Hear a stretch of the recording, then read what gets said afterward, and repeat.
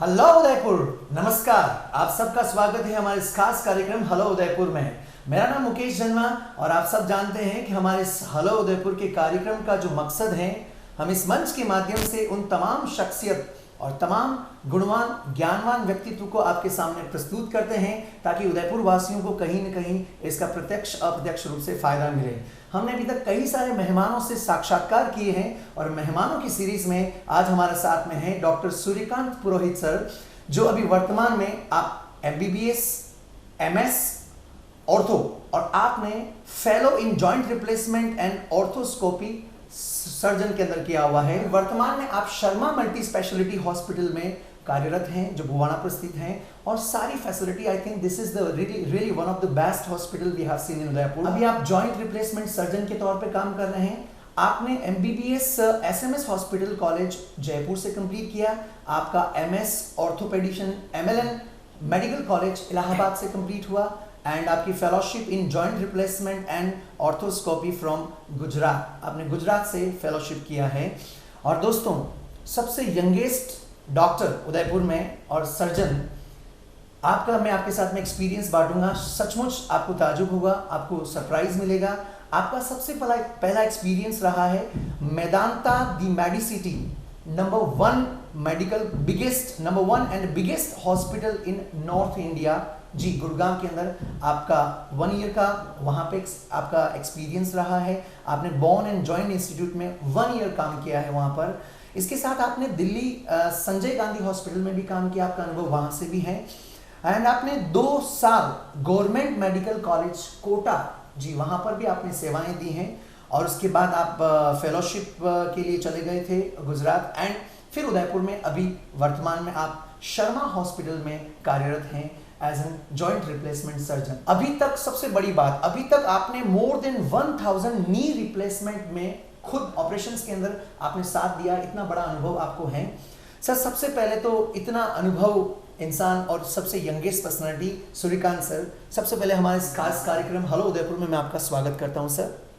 नमस्ते, हेलो उदयपुर। पहला सवाल कि joint replacement and arthroscopy surgeon बनने के पीछे आपको ऐसी क्या प्रेरणा मिली कि आप इस फील्ड में आपका आने का इच्छा हुई, आप इस फील्ड में आए?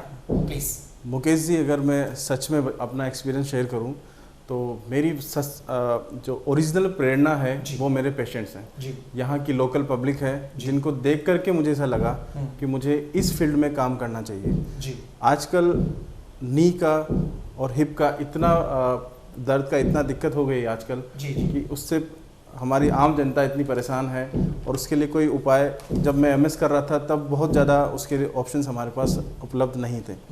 ये सब देख करके और पेशेंट्स की आवश्यकता को देखते हुए मैंने सोचा कि मैं उनके लिए कुछ ऐसा कर सकूं जिससे उनको काफ़ी फ़ायदा हो, इसलिए मैंने इस फील्ड को चुना।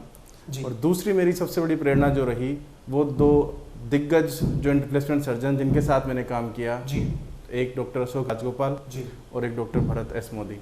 इन दोनों के साथ रह करके और इनको देख करके मुझे इस फील्ड में आने का प्रेरणा मिली और इसीलिए मैं आज यहाँ हूँ। थैंक यू डॉक्टर साहब। दोस्तों, ये सबसे बड़ी बात है कि अंदर से अगर इंसानियत की प्रेरणा मिलती है और फिर हम किसी क्षेत्र में जाते हैं तो वास्तविकता पब्लिक के सामने दिखती है कि हाँ, ये व्यक्ति सच में इंसानी हित में काम कर रहा है। सर, चूंकि आपका एक्सपर्टीज जॉइंट रिप्लेसमेंट में रहा हुआ है और आजकल एक कॉमन सी प्रॉब्लम हो गई है कि घुटनों की जो प्रॉब्लम है हर किसी के अंदर, इवन छोटे छोटे youngest people they also start saying कि सर मुझे घुटने की प्रॉब्लम है।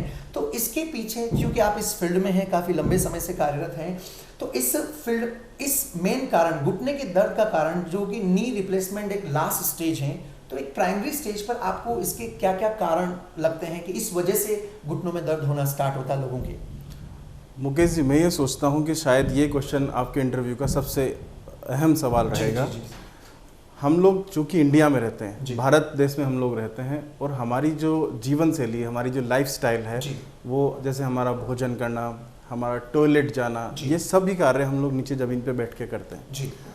इस वजह से हमारे जो घुटने की समस्या है वो बाकी अगर वेस्टर्न कंट्रीज से अगर हम कंपेयर करते हैं तो वो कंपेरेटिवली काफ़ी हाई है, ठीक है, क्योंकि हम हर चीज़ नीचे बैठ के करते हैं, ठीक है।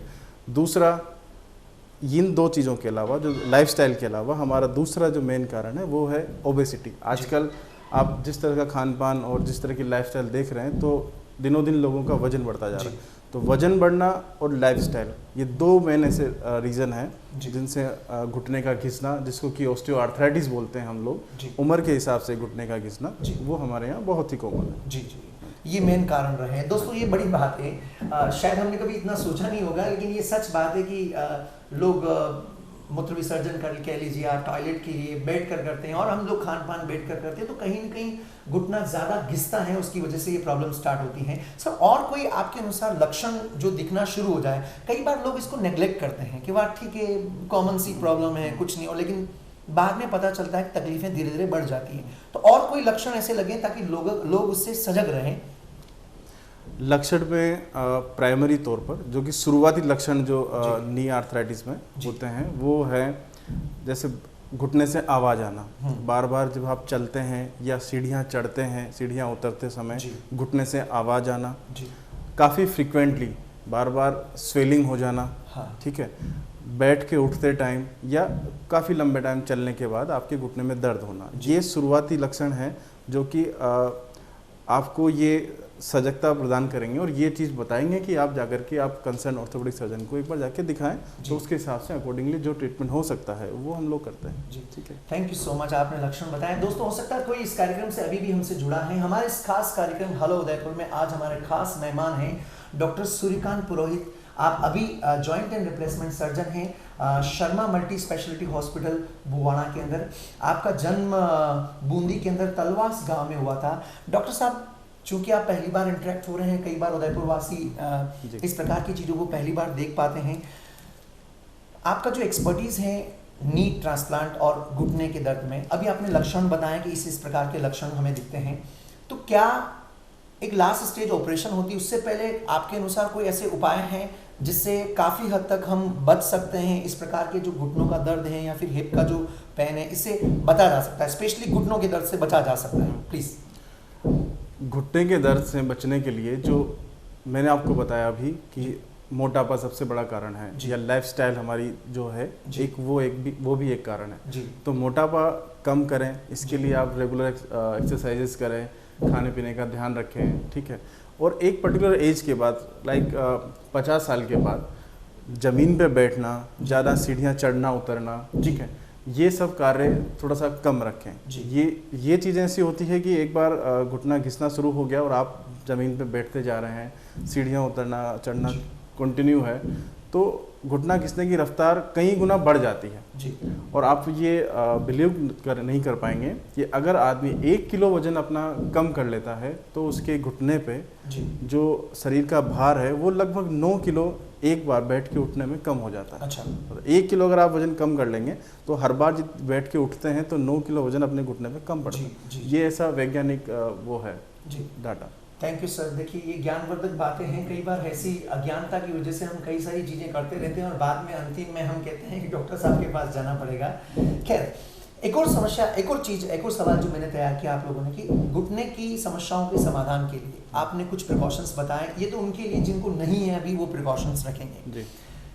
और जिनको ये समस्या हो गई है, घुटने की जो बीमारी है, दर्द हुआ, वो ये समस्या हो गई है कि एक तो अंतिम हथियार है कि ऑपरेशन, या फिर ऑपरेशंस के अलावा और क्या क्या ट्रीटमेंट्स आप, क्योंकि बीइंग ए डॉक्टर आपको ज़्यादा अनुभव है और आपको एक्सपीरियंस है, तो आप उदयपुर वासियों को बताएं कि क्या क्या ट्रीटमेंट, क्या क्या समाधान इस घुटने के दर्द के लिए है अभी। बिल्कुल, घुटने का जो ऑस्टियोआर्थराइटिस को हम बोलते हैं, घुटने के दर्द के लिए जो बीमारी है, इसको 4 तरह से कैटेगराइज किया है, इसके फर्स्ट से लेके 4th स्टेज तक। ठीक है, जब पेशेंट हमारे पास इनिशियल स्टेजेस में आता है, लाइक से स्टेज 1 या स्टेज 2, उस कंडीशन में हम लोग पेशेंट्स को कुछ प्रिकॉशंस बताते हैं, जैसे नीचे नहीं बैठना है, सीढ़ियाँ ज़्यादा नहीं चढ़ना है, ठीक है, कुछ पेन किलर या जिसको एनाल्जेसिक एंटी इन्फ्लामेटरी मेडिसिन हम पेशेंट को प्रेस्क्राइब करते हैं, तो जो स्वेलिंग वगैरह जो आ गई है, जो दर्द है, उसमें थोड़ा रिलीफ मिलता है।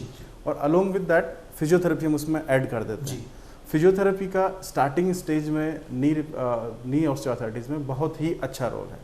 अगर स्टेज 1 या स्टेज 2 में पेशेंट आता है तो अगर फिजियोथेरेपी करता है तो उससे रिकवर होने के चांसेस काफ़ी ज़्यादा होते हैं। या आप ये कह सकते हैं कि ऑस्टियोआर्थराइटिस की जो रफ्तार है बनने की, वो काफ़ी हद तक स्लो की जा सकती है with the help of medicine और फिजियोथेरेपी।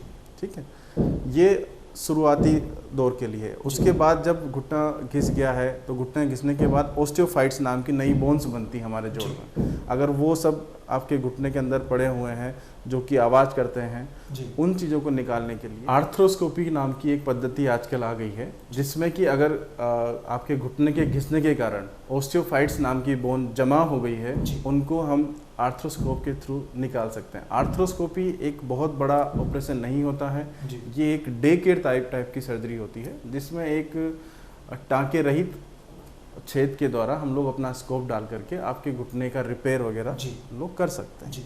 तो ये दो ऐसे तरीके हैं नी रिप्लेसमेंट के पहले, जो करके हम लोग नी रिप्लेसमेंट को या तो काफ़ी हद तक पोस्टपोन कर सकते हैं, या हो सकता है पूरी ज़िंदगी आप नी रिप्लेसमेंट की ज़रूरत आपको नहीं पड़े। पर अगर आखिरी स्टेज में कोई पेशेंट आता है तो उस स्टेज पे नी रिप्लेसमेंट कराना आज की डेट में बहुत ही सुगम और सुलभ उपाय है। नी रिप्लेसमेंट पहले के टाइम पे बहुत बड़ी सर्जरी मानी जाती थी, आज ऐसा नहीं है। आज इसके ये this is one of the most productive surgery, ठीक है। इसके रिजल्ट बहुत अच्छे हैं। मैं आपसे सवाल पूछना चाहूँगा कि मैंने सुना अक्सर TKR, टोटल नी रिप्लेसमेंट, हाँ जी, क्या संभव है? कई बार कॉम्प्लिकेशंस रहते हैं क्योंकि लोगों को डर रहता है, कई बार ऐसा नहीं घुटना और ज़्यादा खराब हो जाए, तो ये क्या है? थोड़ा सा आप ही इससे बताएं, इसे कैसे बचा जा सकता है और क्या क्या कॉम्प्लिकेशंस हैं, प्लीज़ आप अपने श्रीमुख से बताएं। Mukesh ji, total knee replacement के जो नॉर्मल सर्जरी के कॉम्प्लिकेशंस हैं जी, उनको अपार्ट किया जाए या उनके अलावा अगर अपन बात करें तो दो मेन कॉम्प्लिकेशन हमारे सामने हमको देखने को मिलते हैं जी। एक होता है DVT, डीप वेन थ्रोम्बोसिस, या जिसको ये बोल सकते हैं खून का थक्का जमने का जी। ये एक ऐसा कॉम्प्लिकेशन है जो कि किसी भी लंबी सर्जरी में होता है, और स्पेशली TKR में, THR में, इन सर्जरीज में ये होता है। इसके प्रिवेंशन के लिए हम लोग एंटी थ्रोम्बोलाइटिक्स हम लोग देते हैं, एंटीकोगुलेंट थेरेपीज देते हैं, और पेशेंट को अर्ली मोबिलाइज कराते हैं। अगर मैंने सपोज आज TKR किया और पेशेंट को मैं आज शाम से या कल अर्ली मॉर्निंग से चलाना शुरू करता हूँ, तो DVT होने के चांसेस बहुत ही कम, इवन आप ये कह सकते हैं 0 होते हैं, ठीक है। तो ये एक कॉम्प्लिकेशन है DVT, जिसका हम लोगों को इस तरह से ध्यान रखना होता है। दूसरा कॉम्प्लिकेशन है जिसको कि TKR में सबसे बड़ा कॉम्प्लिकेशन मानते हैं, वो है इन्फेक्शन। अगर TKR में इन्फेक्शन हो गया तो TKR की सर्जरी आपको या तो दोबारा करनी पड़ती है या उसको वॉश आउट करना पड़ता है। उसके अलग अलग कई तरीके हैं, पर सबसे इम्पोर्टेंट है कि मैं ये कहना चाह रहा हूँ कि शर्मा मल्टी स्पेशलिटी हॉस्पिटल में हम लोग इन्फेक्शन को प्रिवेंट करने के लिए हमारे पास आज की डेट में आधुनिकतम world class seamless operation theatre है, जहाँ पे 0.03 माइक्रोन से फिल्टर होके एयर आती है, तो chances of infection is almost zero. तो जो सबसे बड़ा कॉम्प्लिकेशन है उसको फाइट करने के लिए हम लोग तैयार हैं। तो ये दो कॉम्प्लिकेशन हैं जो कि बाकी सर्जरीज के अलावा TKR में होने के चांसेस रहते हैं, जिनको मीट आउट करने के लिए हम लोग तैयार हैं। ऐसा अगर हम आपको ये अश्योर कर सकते हैं कि अगर हमारे यहाँ सर्जरी होती है तो ये दोनों कॉम्प्लिकेशन आपको नहीं होंगे। Right sir, thank you sir. दोस्तों, हो सकता है कोई कुछ लोग इस कार्यक्रम से अभी भी जुड़े हो। मैं आपको बताना चाहता हूँ, आज हमारे इस कार्यक्रम के खास मेहमान हैं डॉक्टर सूर्यकांत पुरोहित जी। अभी आप जॉइंट रिप्लेसमेंट सर्जन हैं, Sharma multi speciality hospital Udaipur Bhuwana में जो स्थित हैं। डॉक्टर साहब, एक और बहुत कॉमन प्रॉब्लम, और जो लोग इस कार्यक्रम को देख रहे हैं मैं आपको भी बताना चाहूँगा कि एक बहुत कॉमन सी प्रॉब्लम आजकल आ गई है जिसको एवियन कहते हैं, मतलब कुल्हे के जोड़ का सड़ना। जी, हमारा जो हिप है वो भी एक बहुत बड़ी प्रॉब्लम है लोगों को, शायद कई सारे लोगों को इसके बारे में ज्ञान नहीं हो। सर, डॉक्टर साहब, मैं आपसे पूछना चाहूँगा, ये कुल्हे के जोड़ का जो सड़ना है आजकल बहुत कॉमन हो गया, और स्पेशली युवाओं के अंदर, यंग पीपल, उनके अंदर बहुत कॉमन सा हो गया है। तो इसके क्या कारण हैं होने के, क्या लक्षण है और समाधान, कारण लक्षण समाधान आप अपने शुरू से लोगों को बताएं ताकि वो सजग रहें। मुकेश जी, ये सुनकर के मुझे बड़ी खुशी हुई कि आपको एवेस्कुलर नेक्रोसिस के बारे में पता है, और स्पेशली ये युवाओं में होता है जी। इसका होने का मेन कारण जो है वो दो चीज़ है जी, ठीक है। एक तो है स्टीरॉयड नाम की दवा, जिसका हमारे युवा आजकल बॉडी बिल्डिंग करने के लिए स्टीरॉयड नाम की जो दवा यूज़ करते हैं जी, उससे एवियन होने के चांसेस बहुत ज़्यादा होते हैं।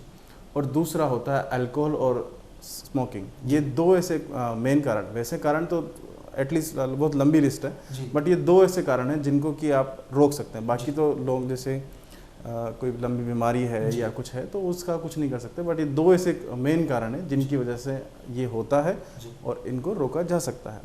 एवियन में होता क्या है कि जो हमारा कूल्हे की हड्डी होती है, कूल्हे के जोड़ की हड्डी, उसमें जो बोल और सॉकेट जॉइंट होता है, तो जो बोल होती है उसमें खून का प्रवाह काफ़ी हद तक कम हो जाता है और कई बार एकदम बंद हो जाता है, उसको हम लोग एवेस्कुलर नेक्रोसिस बोलते हैं। जी, अच्छा, इसके लक्षण क्या, कब आदमी को लगने लग जाता है कि हाँ मेरे को ये प्रॉब्लम है?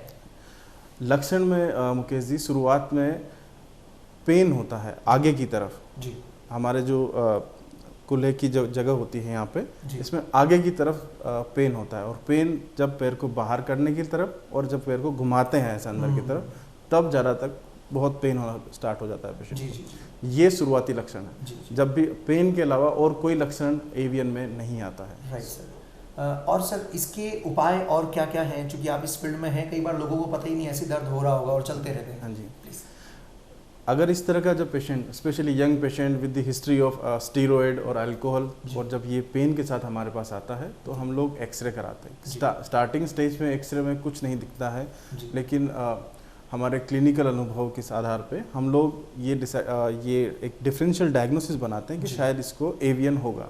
तो उसके बाद एक ही इन्वेस्टिगेशन होता है जो कराया जाता है, उसको बोलते हैं एमआरआई।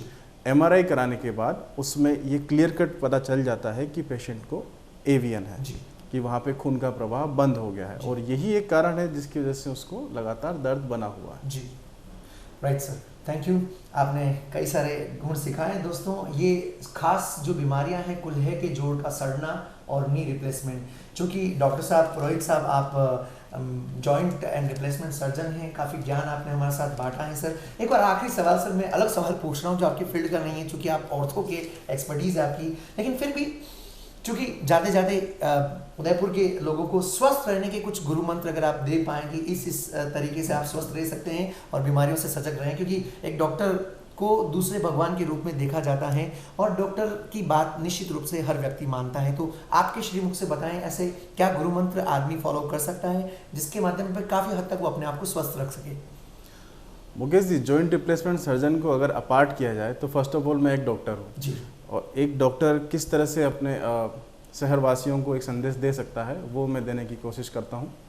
कि जैसे आप, सिंपल सी बात है, आप नई बाइक खरीदते हैं, ठीक है, नई बाइक में आप चाहेंगे कि 2 ही लोग बैठे हैं, ठीक है, उसमें पेट्रोल भी आप अच्छी क्वालिटी का भरवाएंगे, कहीं से केरोसिन मिक्स नहीं करेंगे या कुछ और भी ऐसा नहीं करेंगे, क्योंकि आप उसका बहुत ध्यान रखना चाहते हैं, ठीक है जी। उसी तरह जिस तरह आप बाइक का ध्यान रखते हैं, आप उसका एग्जाम्पल अपने शरीर पे लें। आपका शरीर भी आपकी बाइक की तरह है, ठीक है। अगर आपके शरीर को आप उचित खान पान नहीं देंगे, नियमित व्यायाम नहीं करवाएंगे और उसमें अल्कोहल, टोबैको ये सब डालते रहेंगे, तो वो नेचुरल बात है कि जल्दी ही ख़राब हो जाएगी और जल्दी ही सर्विस मांगना स्टार्ट कर देगी, ठीक है जी। तो ये नियमित खान पान, व्यायाम करना, टाइम पे सोना, अर्ली मॉर्निंग उठना, ये सब चीज़ें जो ऑलमोस्ट हर शहरवासी को पता है, पर चूंकि मेरा फ़र्ज बनता है आप लोगों को बताना, तो इसलिए मैं शेयर कर रहा हूँ। Thank you so much sir. दोस्तों, ये सबसे बड़ी बात कही कि our body is not a dustbin, कि आप जो मिला शराब, बीड़ी, सिगरेट, तंबाकू आप डालते रहें। खैर, जो कंपनी वाले हैं वो भी कितने खुश होते होंगे कि हमारे प्रोडक्ट एक बार किसी के आदतन हो जाते हैं, वो खाते रहते हैं और हमारे प्रोडक्ट बिकते रहते हैं। हम बाइक के बारे में, कार के बारे में, साधन संसाधन के बारे में नहीं सोचते हैं कि वो उनके बारे में कितना सोचते हैं कि वो खराब हो जाएंगे, और हमारे शरीर के बारे में नहीं सोचते। सचमुच आपने एक अच्छा एग्जाम्पल दिया डॉक्टर साहब। दोस्तों, आज हमारे जो खास कार्यक्रम के मेहमान थे डॉक्टर सूर्यकांत पुरोहित जी। आप सबसे यंगेस्ट MBBS एंड MS आपने किया हुआ डॉक्टर हैं, उदयपुर में जॉइंट एंड रिप्लेसमेंट सर्जन है आप, शर्मा मल्टी स्पेशलिटी हॉस्पिटल में। सर, सबसे पहले तो आप हमारे इस कार्यक्रम में बता रहे हैं, हमें सचमुच बेहद खुशी हुई और कई सारी ज्ञानवर्धक बातें लोगों को मिली होगी। एक आखिरी सवाल, इस मंच के माध्यम से हम अलग अलग व्यक्तित्व को उदयपुर के सामने प्रस्तुत करते हैं। इस कार्यक्रम के माध्यम से हेलो उदयपुर के लोगों को ज्ञान मिलता है। इस माध्यम से अलग अलग क्षेत्र के अलग अलग व्यक्तित्व को हम लाते हैं और इट्स जस्ट सोशल प्रोग्राम। आपकी तरफ से 2 लाइन में फीडबैक अगर आप देना चाहें इस कार्यक्रम के लिए।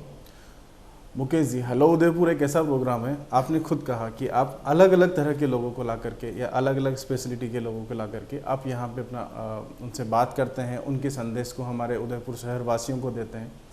तो ये एक तरह से ऐसा हो गया कि सभी चीज़ें एक ही मंच पे उपलब्ध है। तो जब भी मैं हेलो उदयपुर देखूंगा तो मुझे डिफरेंट स्पेशलिटी के या मुझे किसी फील्ड में नॉलेज चाहिए तो वो नॉलेज मुझे एक ही टीवी चैनल के द्वारा मिल जाती है जी।